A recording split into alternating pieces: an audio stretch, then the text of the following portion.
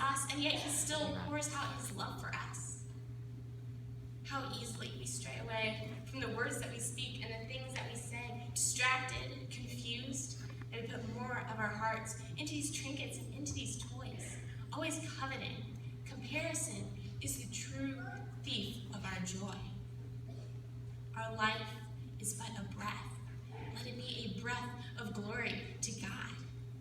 So, in this time that we ponder and we remember the greatness of a king and how he gave to us so freely, my brothers, my sisters, let us so freely do the same. I present to you tonight, where love is, there is God.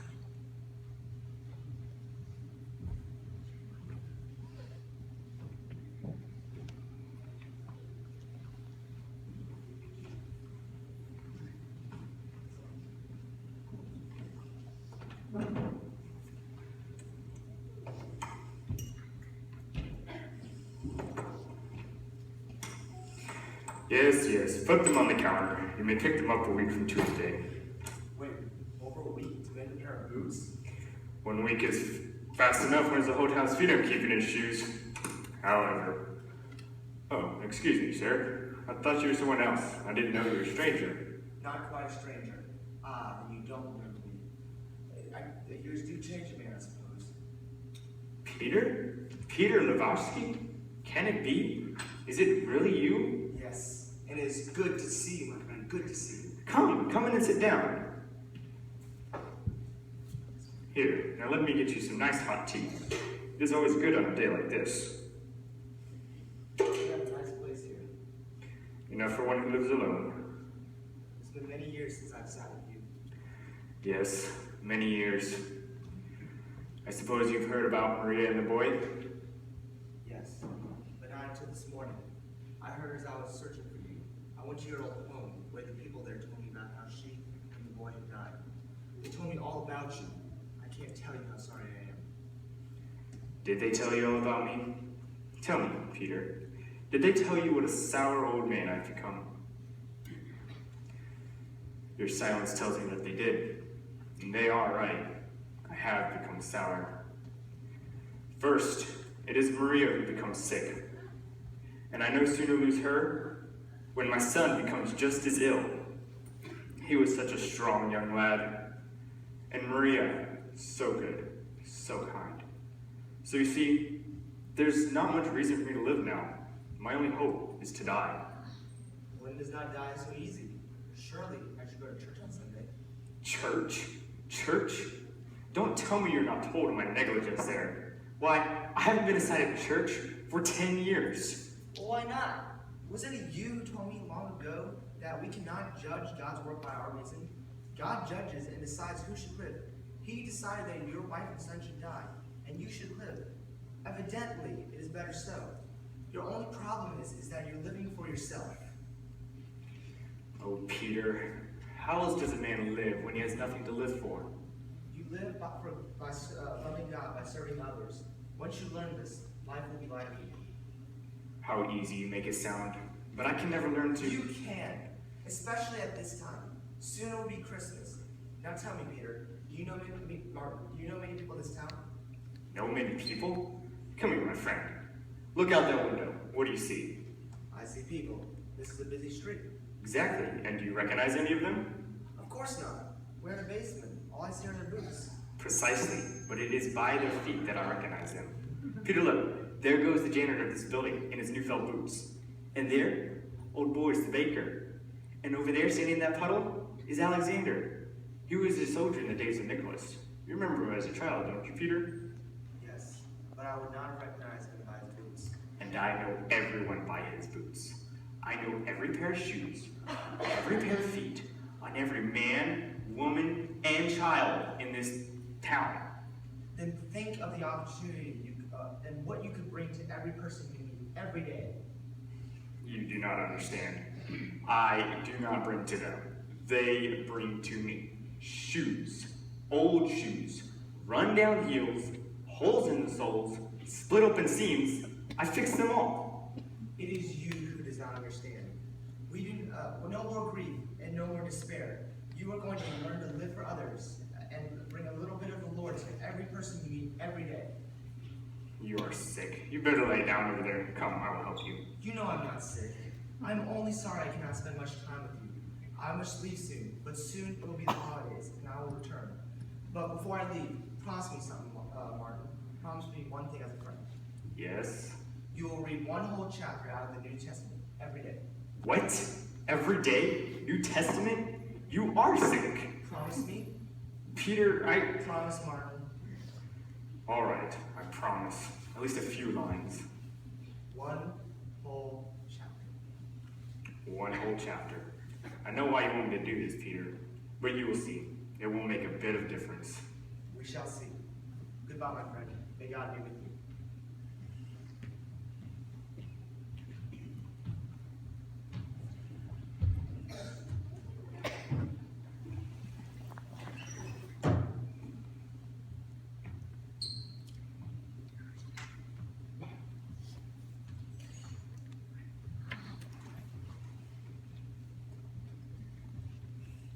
And Mary, taking the child, wrapped him in swaddling clothes, and laid him in a manger, because there is no room for them in the inn.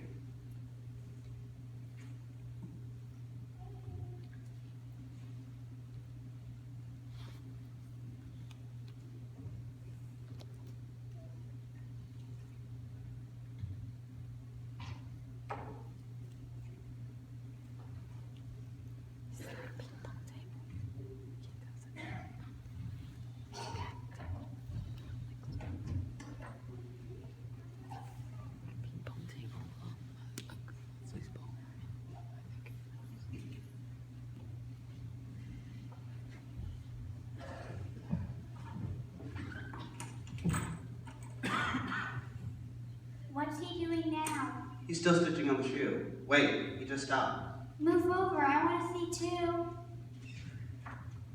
And now he will read a few pages and look at the walls for a time. My father says he's been acting strangely lately.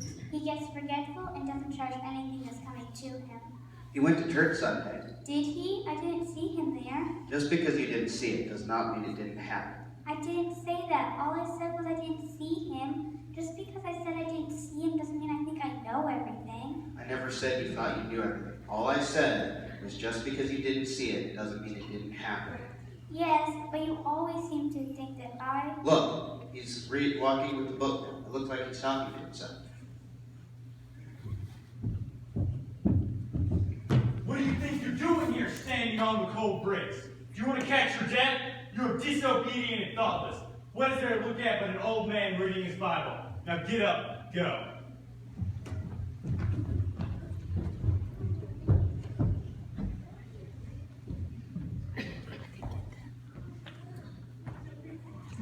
Ah, good morning, Boris. What is it that's so good about it?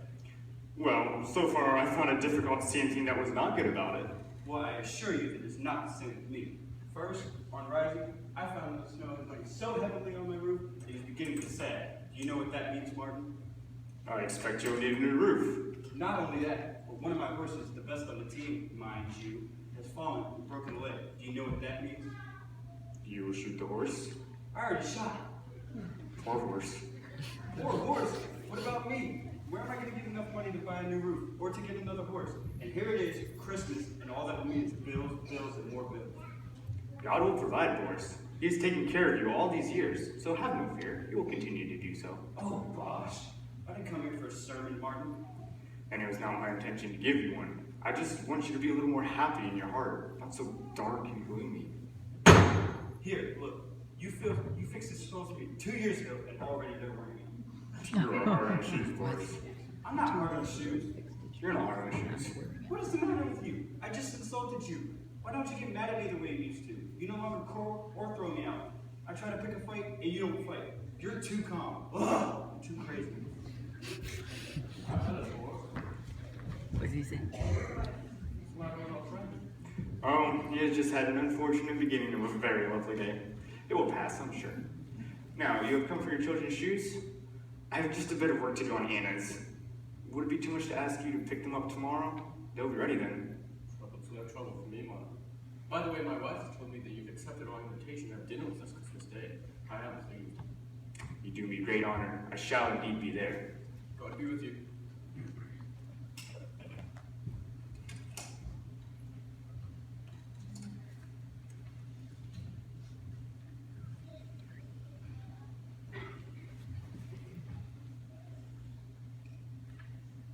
Everyone, therefore, who hears my words and doth them, shall be likened to a wise man, who built his house upon a rock.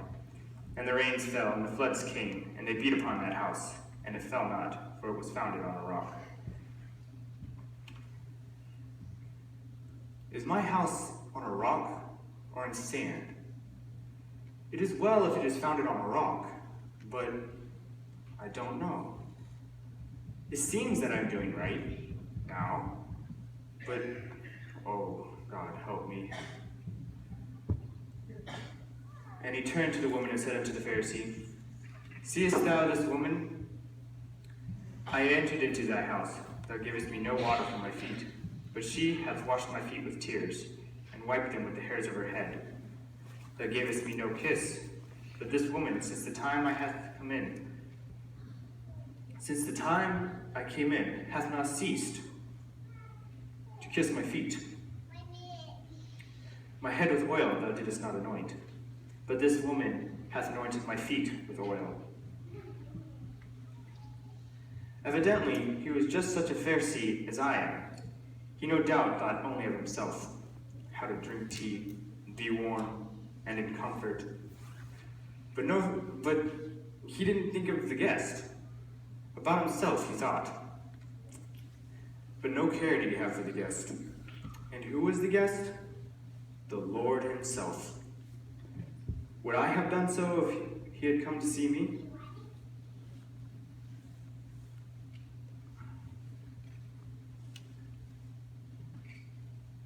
Martin.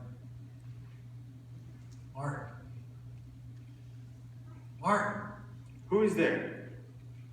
Tomorrow I will come to the street, and I will visit you. The Lord? But how? I will come. But how will I know you? You will know, Martin. Who will I look for? I will come to you, and you will know.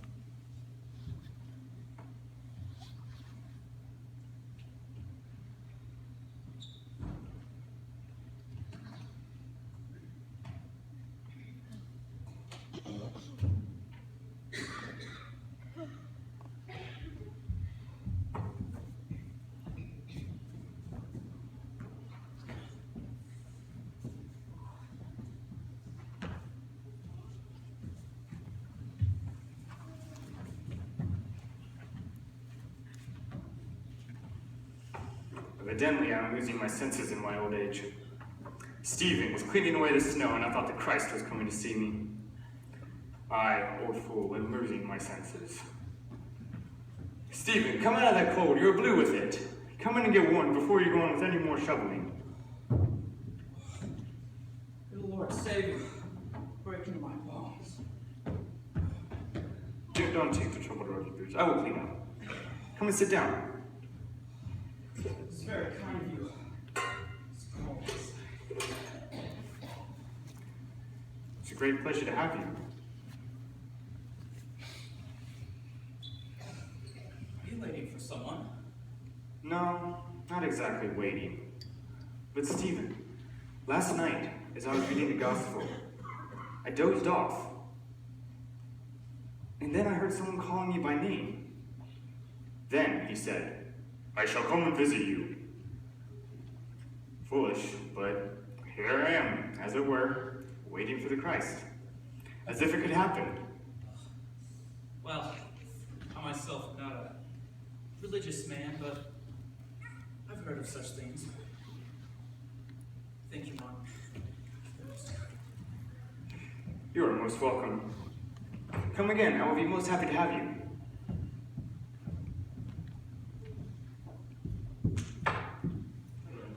Ah, the shoes. They are ready and waiting. Here you are. Must be a great joy to have lively boys and girls in the house, Nicholas. Oh, they are a great joy. So glad you'll be able to share some of it for Christmas Day. The children are most anxious for your coming. You've been so kind to us all.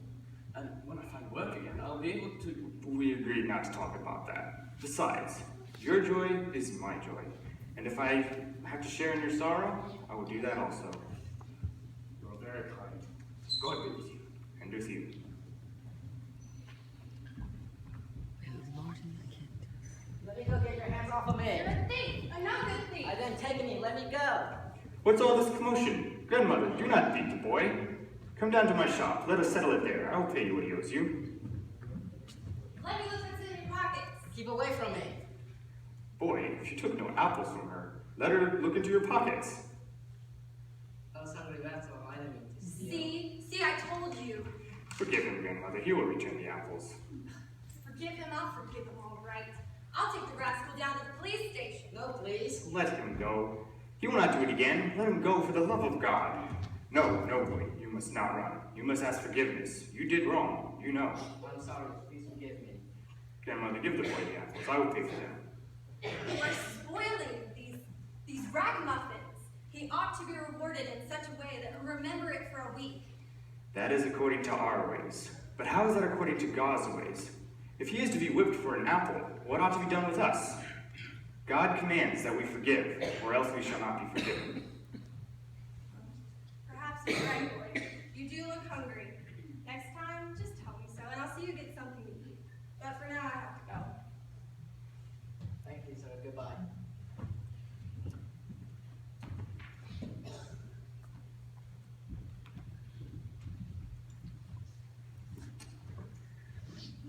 I'm a foolish man. The day is almost spent and he has not come. Martin, did you not know me? Who's there?